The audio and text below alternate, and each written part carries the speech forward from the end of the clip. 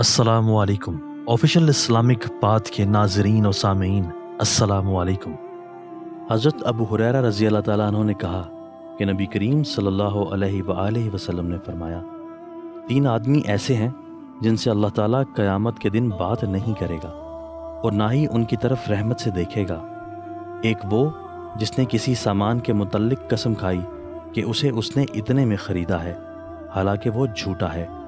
दूसरा वो शख्स जिसने असर के बाद झूठी कसम इसलिए खाई कि किसी मुसलमान का माल नाहक मार ले।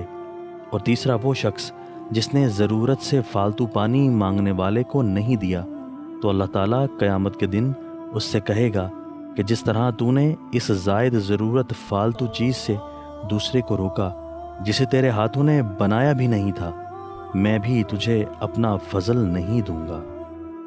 दोस्तों, अगर आपको हमारी ये वीडियो पसंद आई है तो आप इस वीडियो को अपने दोस्तों के साथ शेयर कीजिए, कमेंट्स बॉक्स में इजहार राय कीजिए, हमारे चैनल को ज़रूर सब्सक्राइब कीजिए और बेल के आइकन पर क्लिक कर दीजिए ताकि हमारी हर नई आने वाली वीडियो आपको बर वक्त मिल सके।